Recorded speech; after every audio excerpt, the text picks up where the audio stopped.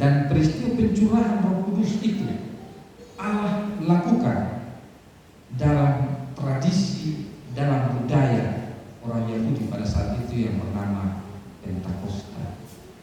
Karena itu, kalau gereja masih hidup di Timor sejak tahun 2009 di gereja atau di jemaat Niel Robo dalam sidang majelis sinode menetapkan bahwa bulan Mei ini menjadi bulan bahasa dan budaya, itu cukup beralasan karena gereja masih di Timor sadar bahwa Allah dapat menjumpai orang-orang percaya yang ada dalam ragam budaya masing-masing.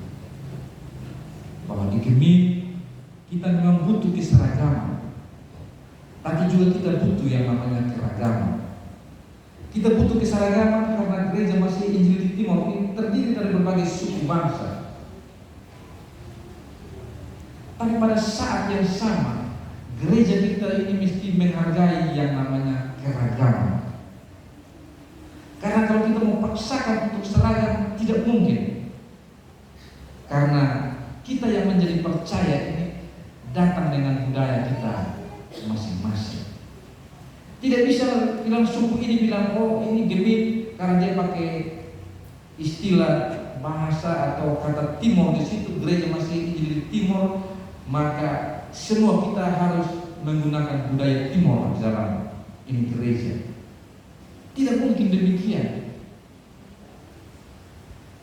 Ketika Gemit mengakui bulan bahasa dan budaya, dan budaya-budaya ini kita bawa dalam upacara-upacara gerejawi seperti ini, itu secara sadar kita mau mengatakan bahwa Tuhan juga bekerja, datang menjumpai, datang menyapa kita melalui budaya-budaya yang sementara kita hidupi.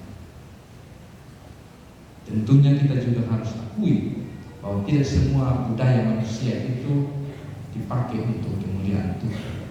Dan budaya-budaya juga yang kadang-kadang merugikan dan menjauhkan manusia dari Tuhan. Karena apa? Karena orang begitu terbatas memahami budaya. Kalau hari ini dalam peristiwa Pentakosta, kita juga dalam ibadah ini ada semacam buah hasil yang kita lihat ditempatkan dalam rumah ibadah ini. Itu menjadi suatu pesan yang kuat yang hendak disampaikan oleh majelis jemaat, bahwa peristiwa Pentakosta yang terjadi di Yerusalem yang bertepatan dengan hari raya orang Yahudi pada saat itu, bahwa Roh Kudus juga yang dicurahkan oleh Allah, dia juga akan memampukan kita sehingga dalam perjalanan kita untuk membangun kehidupan di dunia, mencari hidup, bekerja, kita yakin dan percaya bahwa Roh Kudus yang sama akan tetap menyertai kita. Seorang janda, dia dipercayakan oleh satu jemaat di Klasis Kupang Timur. Dia dipercayakan menjadi koster dalam persekutuan bergereja itu. Setiap hari Minggu ketika jemaat datang untuk berbakti, mereka pastikan bahwa semua tempat duduk pasti bebas dari debu. Ruang ibadah sudah tertata rapi dan tidak ada sampah. Bahkan halaman gereja itu juga bersih, sehingga semua jemaat yang datang itu mereka bersukacita, mereka senang, mereka beribadah dengan nyaman. Majelis juga merasa nyaman karena ibu janda yang dipercayakan sebagai seorang koster ini, dia bekerja dengan hati yang tulus. Ada hal unik yang ada dalam diri ibu janda, dalam hidup ibu janda ini, yaitu berkaitan dengan usaha dia untuk bertani. Dia punya satu bidang sawah yang ukurannya kira-kira 1/4 hektar, 25 kali 100 meter. Tapi letak sawahnya ini kurang strategis dibanding orang-orang yang lain. Letak sawahnya ini agak tinggi, sehingga setiap tahun kalau hujan, sawahnya ini sulit untuk dapatkan air dari saluran air yang dibuat itu. Setiap tahun yang lain dapat air bagus, dia dapat air sangat sedikit. Walaupun begitu dia tetap panen. Baru-baru ketika hujan turun dengan kurang baik, dia kerja di punya sawah. Dan ketika sudah hampir tiba waktunya di mana di tanaman padi ini mengisi bulir-bulirnya dengan beras, tiba-tiba hujan tidak datang dan air tidak ada. Dia berdoa dan dia minta Tuhan untuk tolong dia. Dia minta untuk tangki, siram dia punya padi ini 4 tangki. Setelah itu dia kasih tinggal.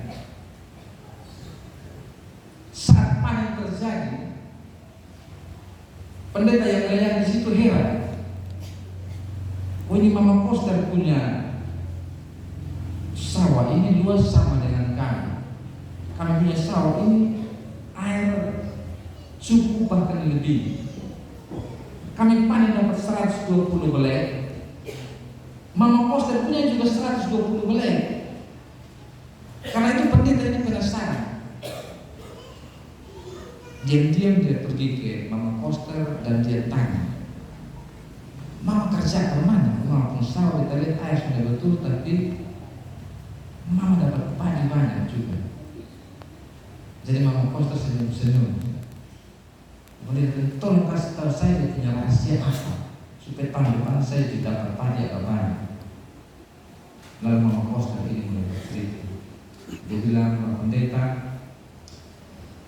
saya menjaga, dan setiap tahun kalau musim kerja sawah seperti ini, saya dapat pupuk ini kurang-kurang. Karena dibayar pupuk di pemerintah dong bilang sudah habis. Jadi misalnya saya harus dapat 4 karung, mereka hanya kasih saya 2 karung saja. Kutong sujana, ini siapa yang mau bebas atau tahu? Jadi kalau seperti itu hanya saya bisa berdoa saja. Tuhan tolong supaya saya jangan lapar ini tak. Saya yakin bahwa Tuhan juga akan kerja saya punya kebun. Tuhan juga akan tolong sehingga saya punya padi-padi bisa berbulan. Karena itu saya tugas kerja. Air kurang, saya ada uang, saya pesan tangki, siram secukupnya. Untuk dia punya isi, biar Tuhan yang atur. Jadi kalau tiap tahun saya dapat makan, sebenarnya saya mengalami banyak kesulitan. Saya mengalami banyak ketidakadilan. Tapi Pak, saya punya Tuhan yang bisa tolong saya. Papa Mama jemaat Tuhan yang berkasih.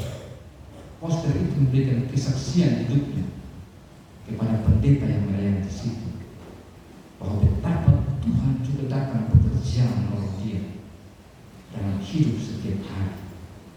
Seorang janda yang memberi diri untuk melayani sebagai koster, ketika dia melayani sungguh-sungguh dengan Tuhan, Tuhan juga sungguh-sungguh mengurus hidupnya. Kita yakin dan percaya bahwa Pentakosta itu menandai Tuhan datang juga di dalam bentuk roh untuk menyertai kita.